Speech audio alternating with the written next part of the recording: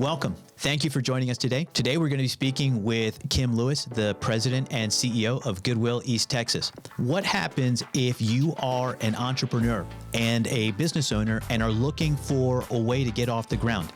I didn't know this, but Goodwill can help. And today, we're going to have a conversation with Kim Lewis, who's going to take us through what her Goodwill does to help entrepreneurs. Thanks for joining. Looking forward to a good conversation. So joining me today is the CEO of Goodwill Industries of East Texas, Kimberly Lewis. Thank you, Kimberly, for joining us today. Thank you for having me. You know, in addition to being a CEO, Kim is also a speaker, an author, a consultant, and for many years, she has been a force in drawing attention to the fight for diversity, equity, and inclusion in the workplace. She is a member of, a DE&I member, leader of the Forbes Nonprofit Council, a member of Chief, which is an organization dedicated to supporting women and executive leaders. And because she has so much free time, she has also got a podcast called Motivational Muse, which focuses on business topics and building diverse, equitable, and inclusive workplaces. And you know, Kim, I admire all that you've done, but I think the one thing that's probably most important to me is that for a number of years, you've been my friend. You know, we met a number of years ago, and we hang out at conferences, and I enjoy that. And it's a privilege to do that, and it's a pleasure to welcome you today to the podcast. Thank you so much for being with us. You're welcome. You're welcome. I'm really excited just to have this conversation with you. Yeah. You know, if you're in Goodwill, you probably know Kim. And if you're not in Goodwill, I was trying to think of a way to describe you. And I think maybe what I would call you, and I checked this with Heather, just so you're okay, is a feisty force for good. And yeah, and you feel free to use it. It's all yours, and we'll move forward. So Kim, as you know, the podcast is about talking about people who've been successful in business, but who've also given back to the community, who are trying to do something good in the community. And you know, the first question we ask everybody is, you know, how did you come to be in the position that you're in? And I know that you have, you're the CEO at Goodwill East Texas, but you didn't start there. And I was just wondering if you could just take maybe a couple minutes and just tell us a little bit about how you came to be where you are. You know, it's really been a journey. I actually started out as a journalist, Oh, really? and I worked as a newspaper reporter. Well, let me back up. I started in college at the Post and Courier newspaper in Charleston, South Carolina, Yeah. and I was a copy girl. And you know that's a term from way back in the day. And so they had copy girls and copy boys, and they were typically college students. And we wore jeans and sneakers to work. And your job was to take the edited paper copy, the actually paper sheets that editors had marked up, and run them, literally run them to the production room, and then they would take them and cut them out in little bitty pieces and make the corrections, and then you run it down to the basement where they made the metal plates. Nothing was digitized at that time. So I was a copy girl in college, and then as soon as I graduated, they had a position open for an obituary clerk, if you can believe that. Oh, wow. So I was the person that funeral homes would send their obituaries to, and I would type them up in our format, and make sure all the pertinent information was there. And I did that for about a year, and then I became a reporter. Really? So yeah, it's been pretty interesting. But you know what I loved about the job, and I was a reporter for over 10 years. What I loved about it is I learned so much from everyone that I interviewed. And I always said, and I still say today, everybody has a story. Yeah. You just have to know which questions to ask. Yeah, it's true. So that was my early beginning. And then I began to look at, I'd always wanted to write a book. And I had written a story about my family. And it was so popular in the newspaper. It was one of their highest sales in the history of the newspaper up to that time. And people kept calling in about it. And so a friend of mine said, you know, you really need to turn this into a book. So I took a leave of absence to work on the book and never went back and started volunteering. And through my volunteer work, I say I stumbled into nonprofits because I really hadn't even thought about, even though I had already started a nonprofit, but I didn't think about, really going to work for a nonprofit organization. So in Charleston, I started working for a number of nonprofits, but my first real leadership role, executive role, was as the executive director of Trident Literacy Association there in Charleston, and then ended up moving to West Virginia with my then husband, who had received an offer in Kentucky. And so, just right across the bridge was West Virginia. There was an opening for Goodwill Industries executive director. I applied and got it, and that was 20 years ago. Wow. So you started with Goodwill in Huntington, West Virginia, and then Mhm. you were there for how many years? I was there for 10 years, 10 years. and I've now been here in East Texas for 10 years. Wow. I didn't time goes too quickly, Kim. I It can't believe you've been there 10 years. That's amazing. I know, and I'm so youthful looking. I'm a mere child. I look like I'm 12. I know. I understand it. You know. But I look back and I go, golly, how in the world, did I stay this long? But I love what I do, so it doesn't seem like work. Yeah. No, that's amazing. It's amazing that you've gone from the realm of journalism to the realm of not for profit, and then to be the CEO, right, of a multi-million dollar corporation, nonprofit organization. But you guys still taking a lot of money. It's just an amazing thing. How would you define your corporate mission there at Goodwill, Kim? Our corporate mission is really to provide opportunities for individuals with barriers to employment, whatever those barriers might be. And so the barriers may be a lack of a high school diploma or some lack of some credential that they need to move up or get their entry level job in, say, IT.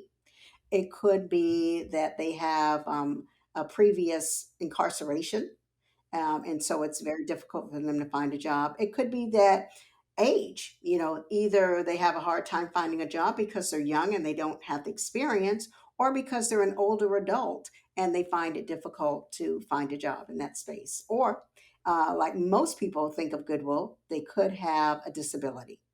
Okay.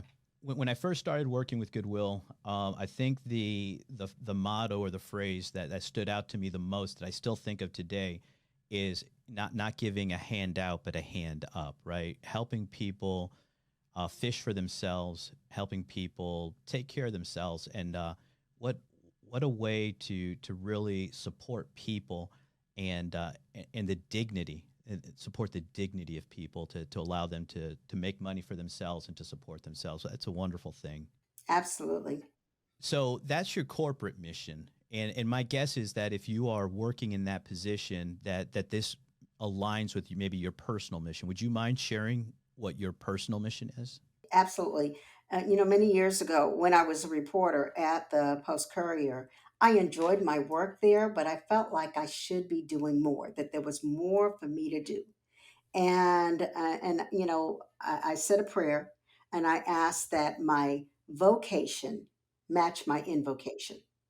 And that was really just to serve people and help individuals, no matter where they were, no matter what their status was in life. I just wanted to serve people and be of some good. That's an amazing thing. My guess is that as the CEO of a Goodwill, it obviously aligns with your personal mission, but that you have good days and bad days, right? That there are days when you feel like you're making progress and days maybe when you feel like you're not. What would be a good day? A day when you know what I see what's going on in the life of this individual or in the lives of these people, and I I love what I'm doing. Do you mind sharing that with us? Sure. I mean, I have so many good days, but I'll tell you just yesterday, I received an email from one of our former employees, but she was also one of our program participants of our Good Biz entrepreneurial leadership program. And she was just starting a little small, at home business. And she was working in our accounting department. And she took the education and the leadership training that we provided in our Good Biz, and she scaled her business up, and she sent me a wonderful email to tell me how much she had scaled it up, and now she's looking forward to opening a gym. So that just made my whole day, and I was like, okay, I'm really making a difference, not only for her, but for the community, because that's going to build the community up as well. It's interesting. I was at a conference just a couple weeks ago, and I was listening to an individual who was talking about not just changing and uplifting a community just by putting in better housing or providing different services, but he was talking about actually transforming the community, right? That Hmm. not only do you put in the housing and not only do you help people find jobs, but you also put in like the community center, and you put in training for individuals so that they can then take care of themselves, and then that becomes self-sustaining. And to hear of somebody who says, you know what, I needed help with my business. I mean, that's amazing, right? To say somebody Hmm. who wants to be an entrepreneur, that Goodwill's actually helping an entrepreneur to build something in a community that's going to help the community. That's a beautiful. That's wonderful. I love that. Yeah, it's pretty powerful, and all of our services are really so holistic. We provide those wraparound services. So it's not just about somebody coming in to get a certification or take a class or, test out their work agility and their work skills. It's also about providing all those other things that they may need because so many people come to us and they're already at the end of their rope. They may need help with transportation. They may need help with housing. They may need a child care voucher. And so we have the resources to point them in the right direction. We have the connections and the contacts so that they don't get the runaround. And, we don't just give them a piece of paper and say, call this number. We walk them through that door and make sure that they get what they need. They may come in and need food stamps. We have a program called Good Assist, and you don't even have to already be a client of Goodwill of East Texas. You can be a customer. You can be anybody who walks in off the street. You come into our Good Assist office, say, I heard you guys can help me, apply for food stamps. Because nowadays, all of that is online and not everyone is comfortable. There's still a digital divide. So not everyone is comfortable filling out those applications and understanding the lingo and, uploading the documents that they need to upload. And so they can come into our Good Assist office. We not only say, okay, you need some food stamps, but can you give me a little background? Why do you need food stamps at this particular time? And what we found in many, many, many cases, it may be an older adult who is, say, 60, 65 years old, and they were comfortable in their retirement. And then they ended up getting custody of their grandchildren. And so now it's not just one mouth to feed, it could be two, three, four, five mouths to feed. Or they may be a recent widow, and when their spouse was there they had enough to make ends meet, but now the spouse is no longer there.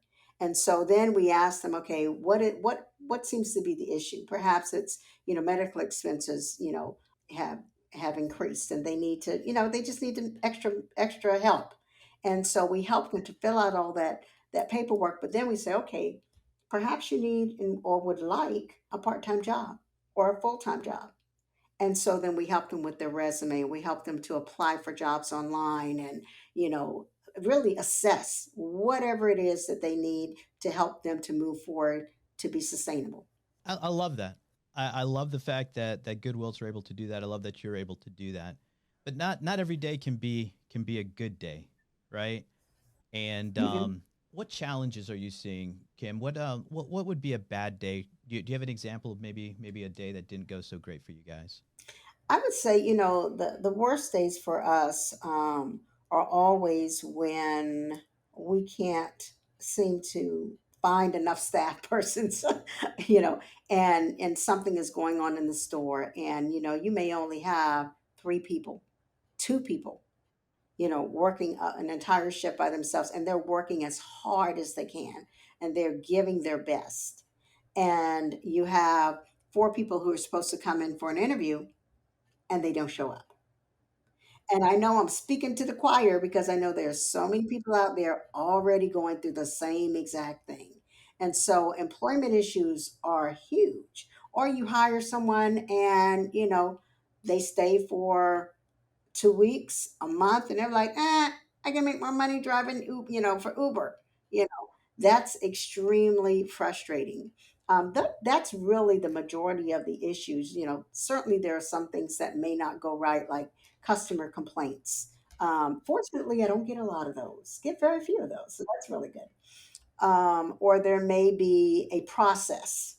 For example, in our we have revamped all of our HR forms many years ago. When I came here, I brought a whole lot of stuff with me and upgraded everything from from applications to including EEOC forms. To putting certain things online and making sure that the processes were done. Job descriptions, we didn't have job descriptions for everyone, and so those kinds of things. And so when I get something and it's on an old format, and I'm like, where'd you get this from? What are we doing here? Or all of the steps, all the protocols haven't been followed, the processes. Those are the kinds of things that typically will land on my desk, and I'm just like, oy vey, what's going on? No, and that makes sense. For from the store standpoint, I didn't realize this, but Goodwill does its best to be self-sustaining, right? Instead of Yeah. just asking people for for money all the time, you really try to generate revenue through the stores, and so that you can actually then fund the mission that you have and the different services. And trying after COVID, I know that I talked to several Goodwill locations. Labor's rough. Labor's rough right Mhm. now, and just trying to get more people to stay is difficult. It's a difficult thing. So let me ask you, because you, on the one hand, and we alluded to this before, but on the one hand, you are there to help people, and on the other hand, you are running a multi-million-dollar organization, corporation, right? Mhm. You're trying to make as much money as possible so that you can fund your mission. I think Goodwill, what is it? More money, more mission, right? Um, Exactly. and it's not a greed thing, but do you ever find that those, even though it's not a greed thing, right? But the focus maybe is a little bit different. Do you ever find that you have a conflict when you're trying to maybe focus on revenue and at the same time trying to help people and serve people? Do you ever, and if you do find that conflict, how do you get through that? Oh, absolutely.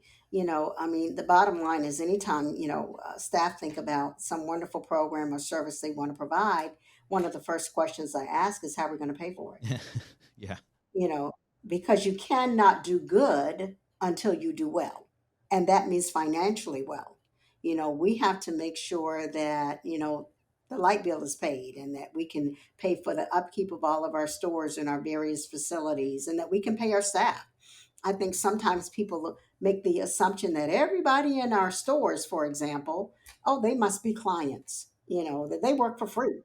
They're volunteers. No, these are employees and they like to get a paycheck and they like benefits, and,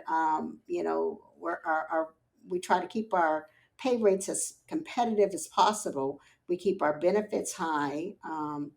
Here at my organization, we have mostly full-time employees, so they're getting full-time benefits.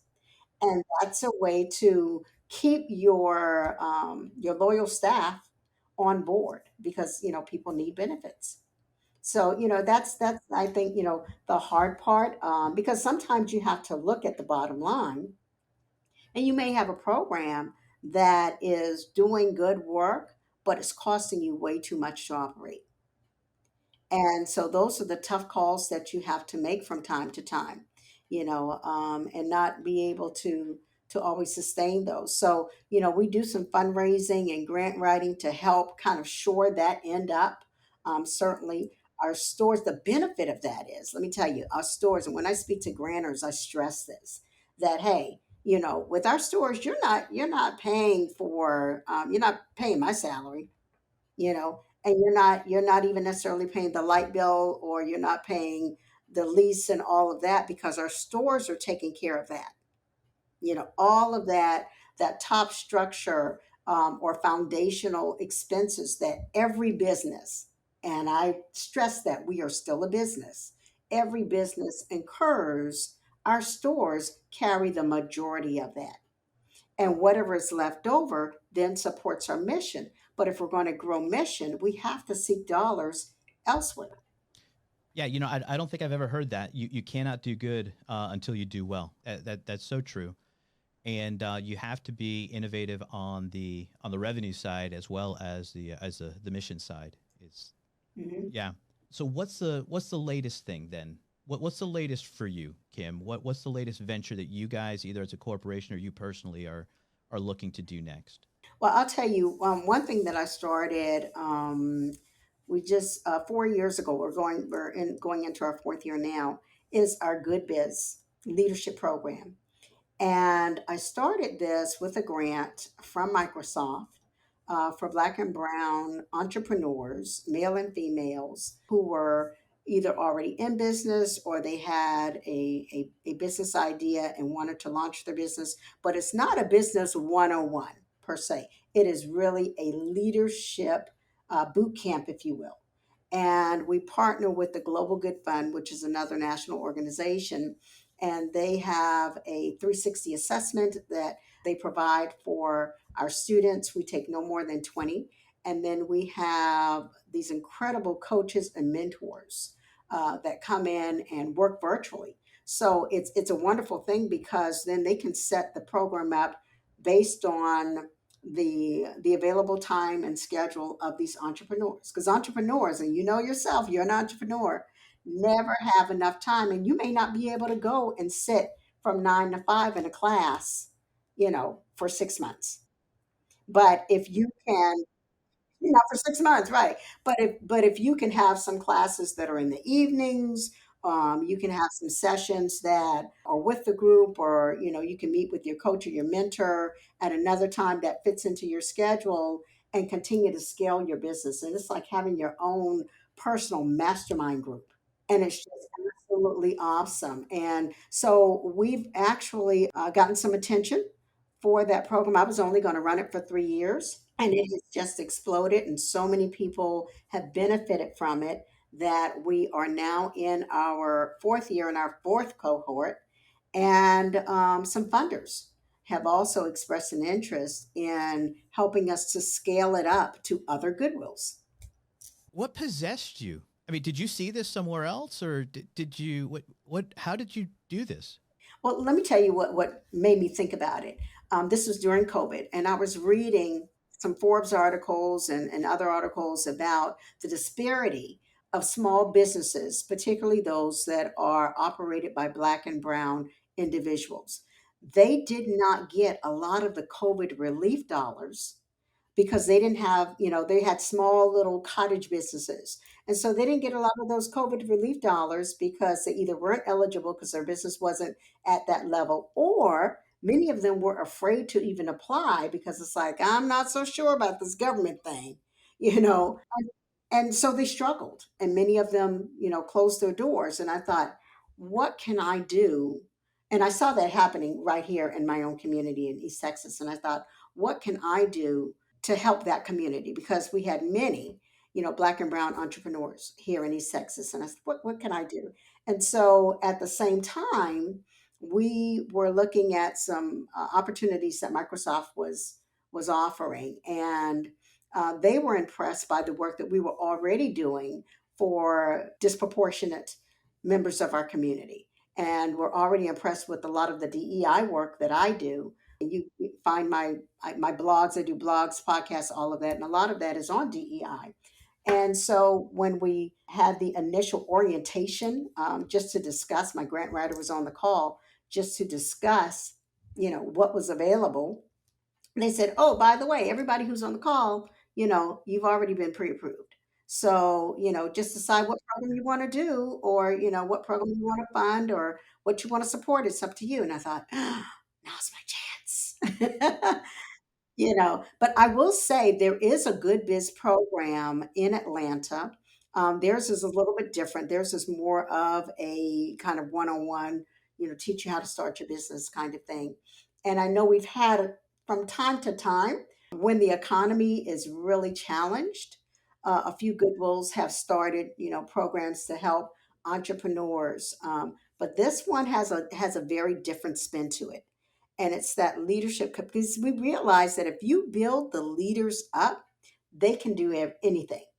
You can go to SCORE, you can go online, you can go to a community college and get the business 101. Yeah. You know, but who's going to help you to really scale yourself up and move yourself up as an individual and as a leader so that you can then scale your business? I just I'm floored. When I first started out, I thought I knew what I was doing. I had no clue, Kim. I had no clue. And I just remember sitting in my house just trying to figure out who can I ask for help. And it never occurred to me to talk to a Goodwill or anything like that. And we've been blessed to just have some wonderful people. I've found a very good business coach who helped me get over the hump, but not everybody has that. Not everybody has those connections or those resources. And the fact that you guys are doing this, and instead of giving a handout, right? Have people become responsible, have them start their own businesses, have them change the trajectory of their lives and the lives of their children. I love it. Absolutely love it. Mhm. Well, let me add a little piece to that too.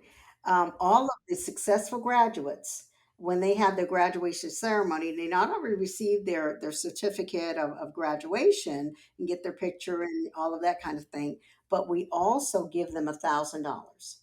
And so, for a small business, no matter what you're doing, whether you are, making candles in your home, or whether you have a counseling practice because you're a licensed counselor, or you're a caterer, or you decorate flowers, or whatever the case may be, to have $1,000 to ensure that you can do, and then we make sure they have business cards and we register them if they're not already a member of the one of the chamber of commerces. We register them for the chamber of commerce or a professional organization that is industry specific, because that's also important too. Entrepreneurs will get in their little silos, and yeah, they just don't succeed because they don't know what they don't know. Yep.